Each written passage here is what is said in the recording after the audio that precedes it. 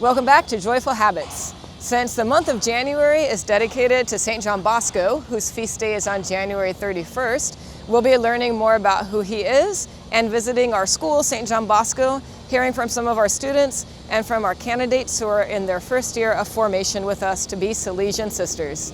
Enjoy the show.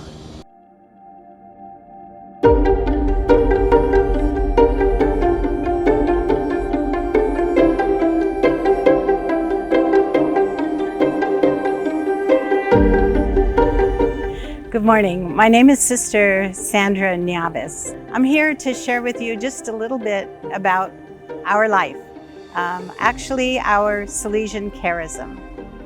The charism of our religious community is really about family. Our founder, St. John Bosco, and co-foundress, St. Mary Mazzarello, founded our institute as a response to the profound hopes of young girls and women. St. John Bosco was born in 1815 in Italy, and St. John Bosco had a heart for young people. During the time in Italy, a lot of the young people were moving into the cities in search for work to help their families or just for them to survive. Some of them came from very poor family backgrounds, and he saw that they were really working in poverty and a lot of danger as well. And unfortunately, some of the young people were also going to prison too. And he really wanted to find a way to how to help them. How can I help these young people? St. Mary Mazzarello is one of our first Salesian sisters. She and St. John Bosco are what we call the co-founders of the Daughters of Mary Help of Christians. St. Mary Mazzarello, as a young girl, was called Mayin. She grew up in a tiny, tiny village in northern Italy called Mornese, so small that a car barely fits through the roads of the village. She was the oldest of 13 children, so she would always help out at home. She would help her mom in the kitchen. But as she got older, she had a special love for her dad. And her dad worked in the vineyards, so Mayin would go out to the vineyards and work with her dad. She worked so hard that her dad would have to tell her, "Slow down. You're embarrassing the men. I'm not going to have any more workers if you keep outworking them." When Mayin was 23 years old, she contracted typhoid and she almost died. She was on her deathbed. She got sick on a feast of Mary on August 15th, the Assumption, and on October 7th, the Feast of the Rosary, is when she finally was able to get out of bed. Mayin had a great devotion to our Blessed Mother, and she, along with many other women in her village of Mornese, belonged to a sodality of women who would meet during the week to read spiritual books, and then they had a spiritual director who accompanied them, and they would teach and catechize the children and the women in the village. So she was already doing this with children and women, working with them, catechizing them, doing games and activities. When she got better from being sick, she knew she didn't have the strength that she had before. She knew she couldn't go back to working in the vineyards. So she, along with a very good friend of hers, who was part of the sodality, decided to open a workroom to teach the girls how to sew. And she would tell the girls that with every stitch, make it an act of love for God. So Mary was working with this friend of hers, bringing in the young girls from the village, catechizing them, teaching them a trade, how to sew, when the spiritual director of their sodality, the pastor at her parish, met St. John Bosco.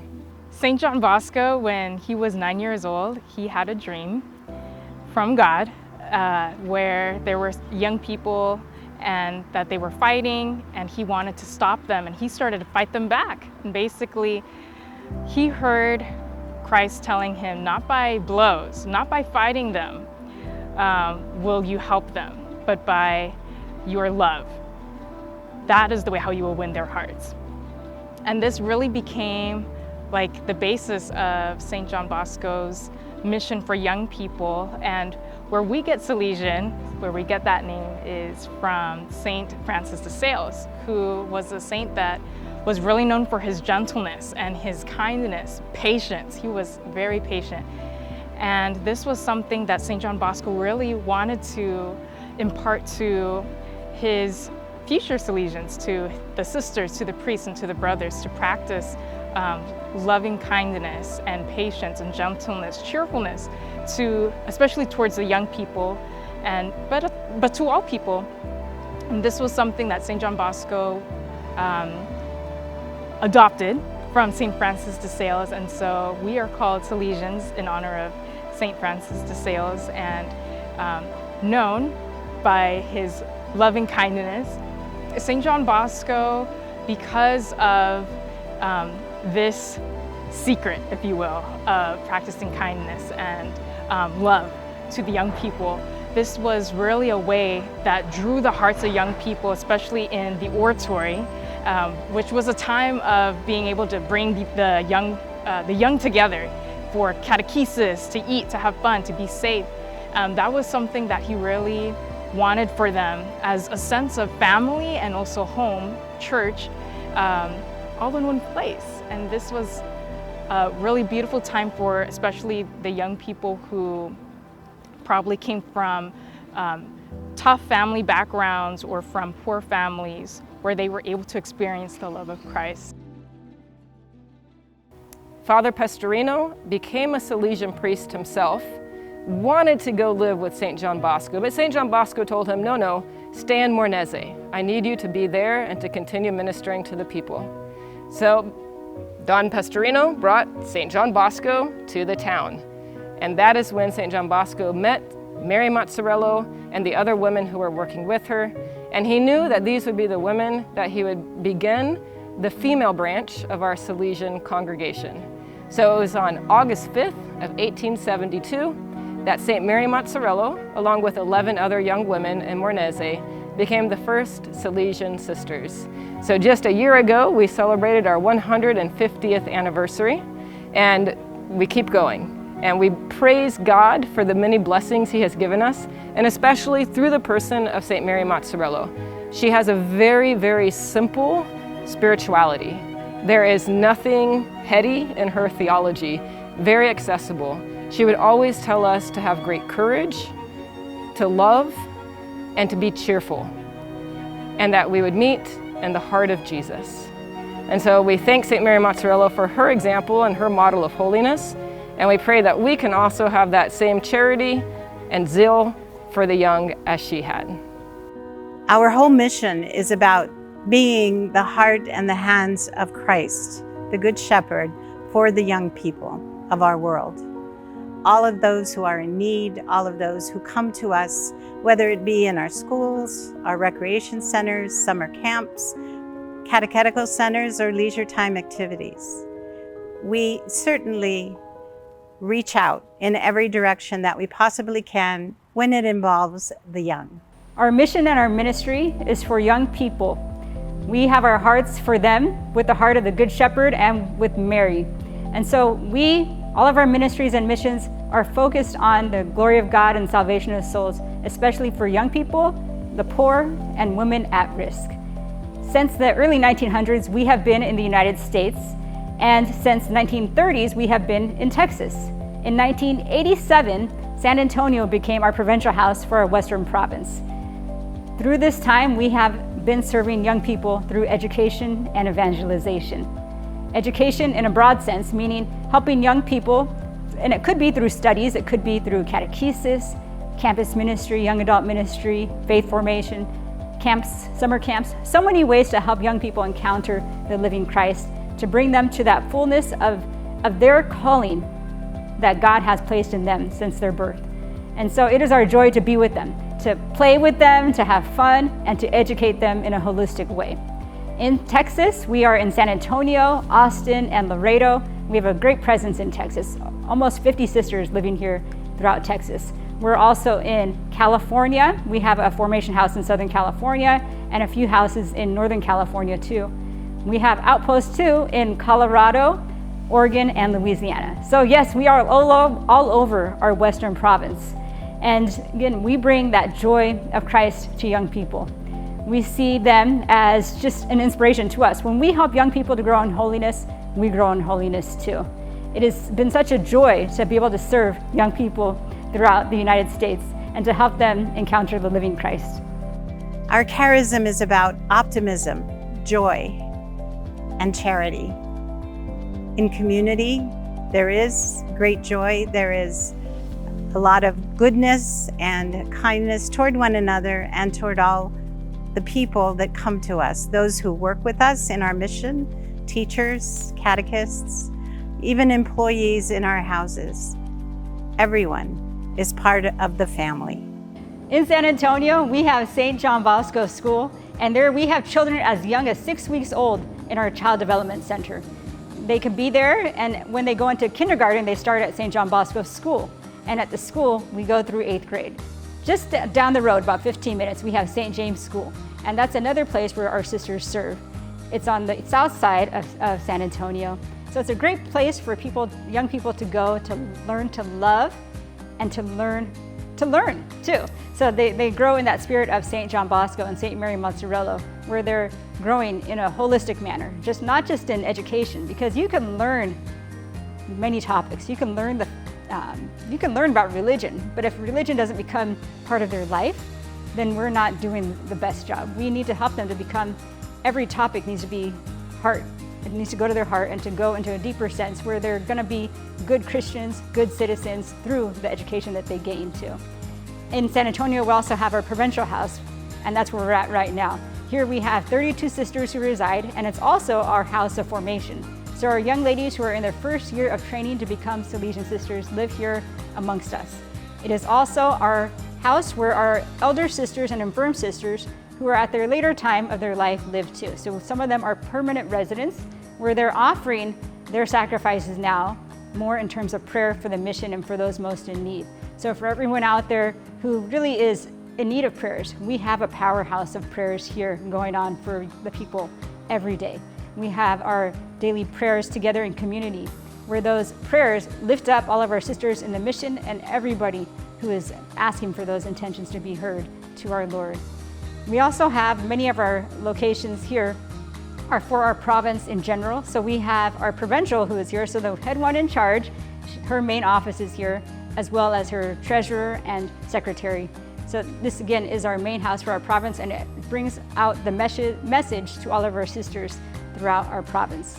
Our vocations office is here, our volunteer office is here, Vitas, so for young adults who are interested in going to the missions and serving, whether it's in the US or overseas. We're in tons of countries throughout the world, and so that connection is made for our young adults who want to serve in the mission too.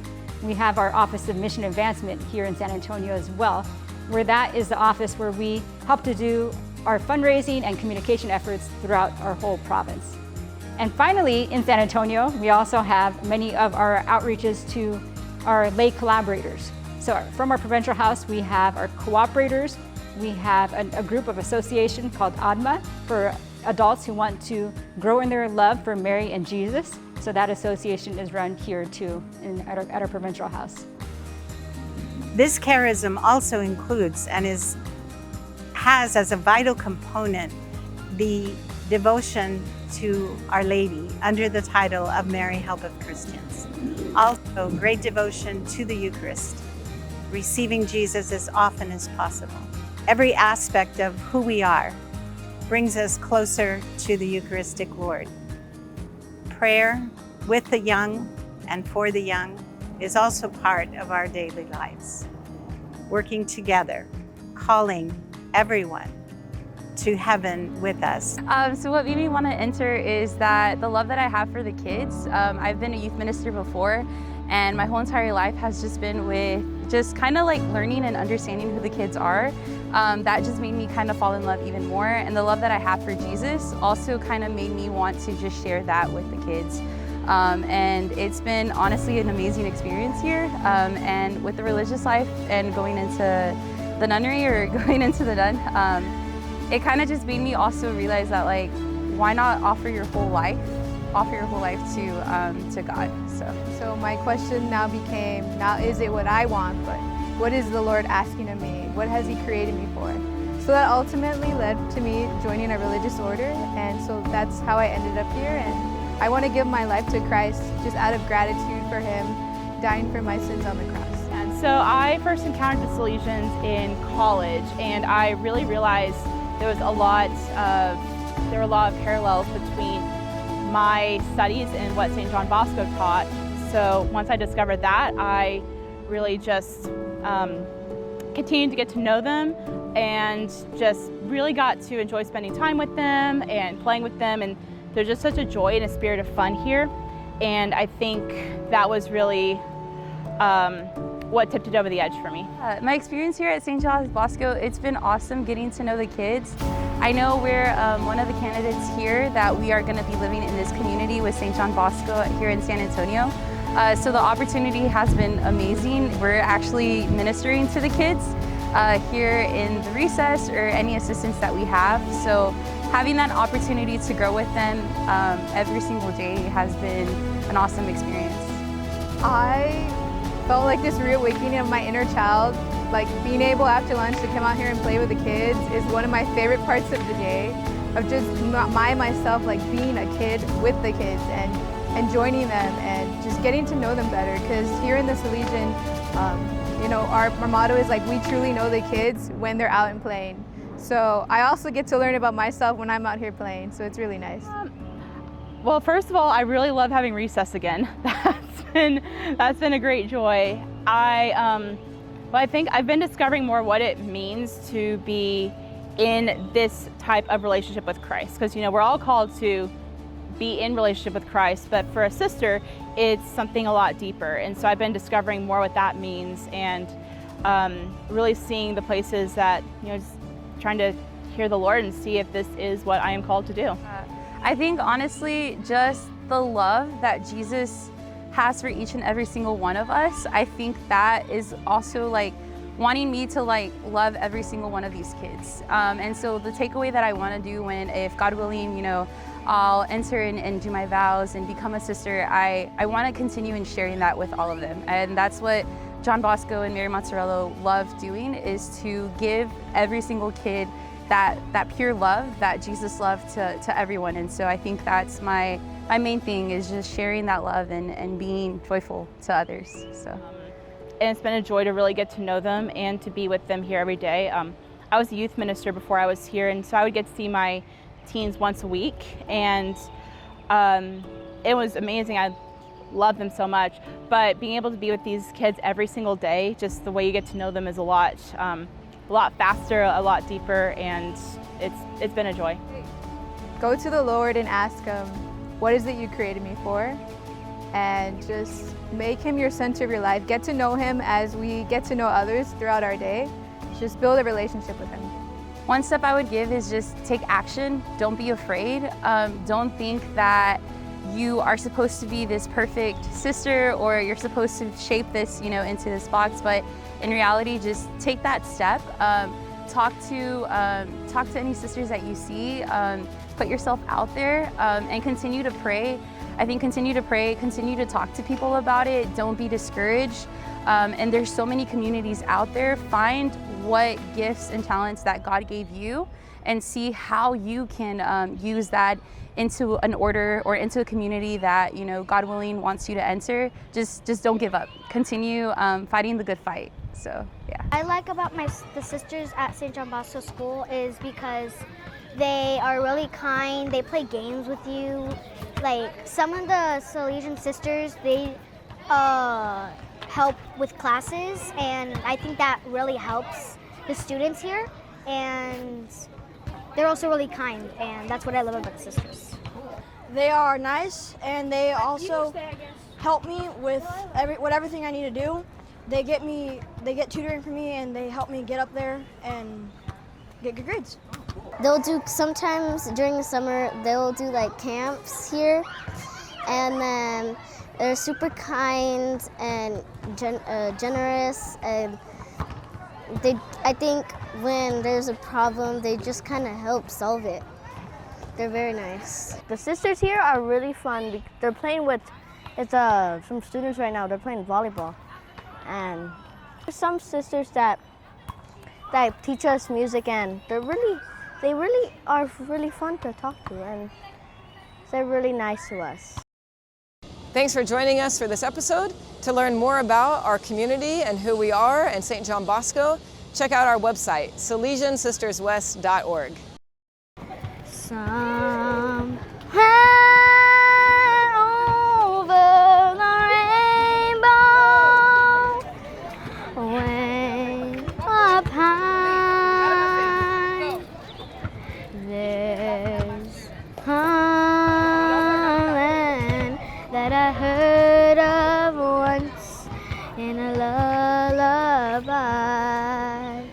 that's it. Awesome.